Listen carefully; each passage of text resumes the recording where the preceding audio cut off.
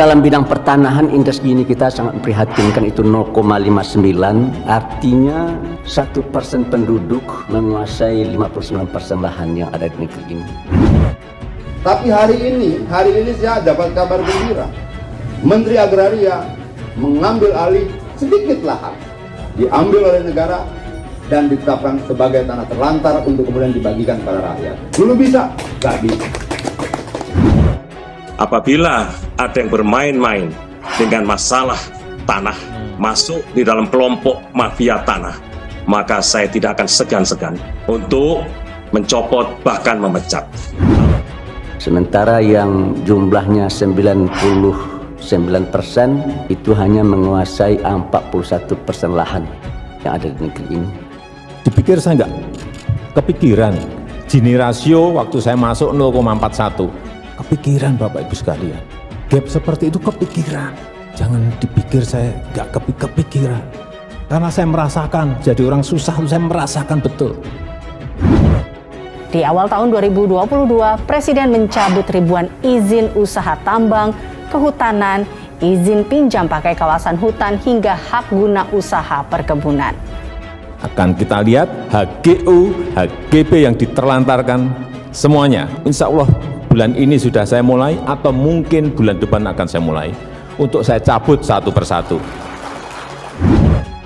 Dan saya bagian dari proses reformasi itu akan terus berjuang untuk mengembalikan itu satu persatu. Mungkin tidak bisa semuanya dalam waktu yang seketika, tapi semeter demi semeter, hektar demi sehektar, sedepa demi sedepa, kita akan perjuangan untuk kembalikan rakyat.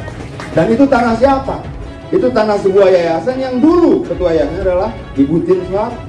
Sesuatu yang dulu tidak pernah kita pikirkan. Dulu negara bisa mengambil tanah rakyat tanpa ganti rugi. Negara bisa mengambil tanah rakyat tanpa memberikan pertimbangan apapun pada rakyat. Terjadi di mana-mana, terjadi di mana-mana. Di Bogor ada, Sulawesi ada, Jambi saya yakin pasti ada, Sumatera Utara ada, Aceh ada, dan sebagainya.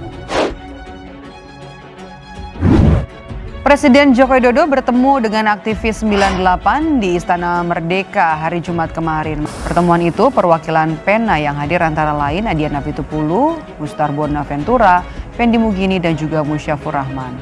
Siapa Presiden? Siapa Presiden? Siapa Presiden? Pertemuan Presiden Joko Widodo dengan Persatuan Nasional Aktivis 98 berlangsung tertutup selama sekitar 1 jam 20 menit. Masalah konflik agraria dan resesi global jadi sejumlah topik yang dibahas. Dan saya bilang Pak Presiden, kalau misalnya kita mau membagikan tanah dan untuk rakyat, kita nggak butuh nebang hutan baru. Kita audit seluruh hak pengelolaan, kita audit seluruh hak pakai, seluruh hak pengelolaan hutan dan sebagainya, dan kita bilang kamu ngambil kebanyakan.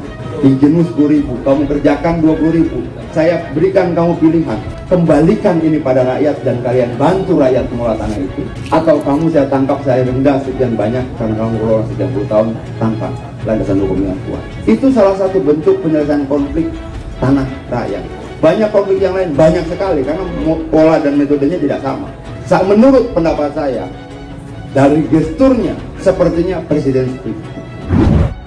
Aktivis PENA 98 Adiana Pitupulu menyebut isi pembahasan dalam pertemuan itu salah satunya adalah penyelesaian konflik agraria. Juru bicara juga bicara tentang resesi global. Pak Presiden memberikan data bahwa per hari ini secara ekonomi justru kita jauh lebih bagus dibanding banyak negara lainnya. Lalu kita bicara kepada Presiden terkait dengan konflik agraria. Mas Adian, ada dua tentang konflik agraria. Pertama pencegahan, kedua penyelesaian. Pencegahan bagaimana? Itulah sertifikasi. Orang meremehkan, apa sih sertifikasi segala macam? Kalau lu tidak mau ada konflik agraria, berikan perlindungan hukum terkuat terhadap rakyat. Apa? Sertifikat. Dalam Undang-Undang Pokok Agraria, sertifikat hak milik itu adalah sertifikat yang paling kuat, hak bukti yang paling kuat yang dimiliki oleh rakyat. Untuk apa? Untuk mencegah terjadinya kembali konflik agraria. Sudah sempurna? Belum. Sudah semua? Belum. Tapi langkah ke arah sana sudah dikerjakan. Kedua, penyelesaian konflik. Menurut Mas Adian bagaimana? Saya bilang begini, Pak Presiden, kita jangan mulai dari kasus-kasus besar. Kita mulai dari kasus-kasus kecil. Apa itu?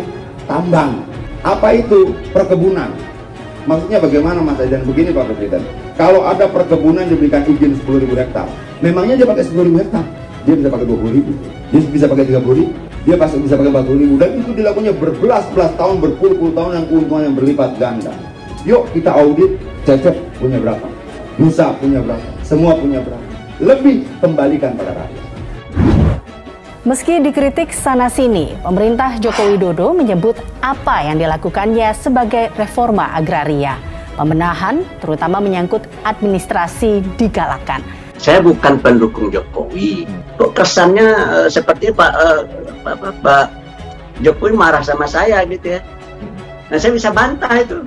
Pernyataan itu betul-betul merendahkan dirinya sendiri. Kalau saya tidak salah, sebelum Pak Jokowi 0,41 ya. Tetapi udah gitu kepemimpinan negeri ini diambil oleh Pak Jokowi turun ya menjadi 0,39. Tapi menjadi problem, loh kok dasarnya itu? Apa sudah kurang literatur ilmiahnya? Dia bilang saya nggak ngerti tentang indeks gini, kalau nggak ngerti tentang indeks gini ngapain saya bicara tentang indeks ini gitu kan? Ketika itu disampaikan, itu mempermalukan dirinya sendiri. Saya akan jawab apa yang sudah disampaikan oleh Dr. Buya Anwar Abbas. Akan lebih baik menurut saya di dalam forum yang sangat baik. Cuma dalam bidang pertanahan indeks gini kita sangat memprihatinkan, itu 0,59, artinya 1% penduduk menguasai 59% lahan yang ada di negeri ini. Apa yang disampaikan oleh Buya betul, tapi bukan saya yang membagi. Ya harus saya jawab, Sementara yang jumlahnya 99% itu hanya menguasai 41% lahan. Banyak cara untuk mengingatkan banyak orang.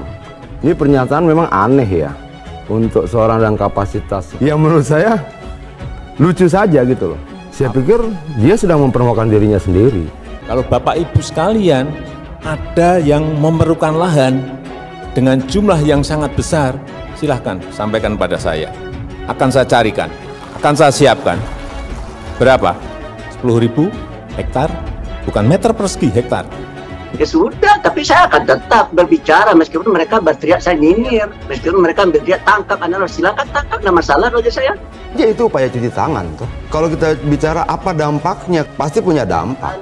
Penjarakan Anwar Abbas, pecat Anwar Abbas, ya mati saya, ya silakan aja Anda tangkap saya, silakan saja. Bagi saya tidak masalah, saya sudah lanjut usia saya kan.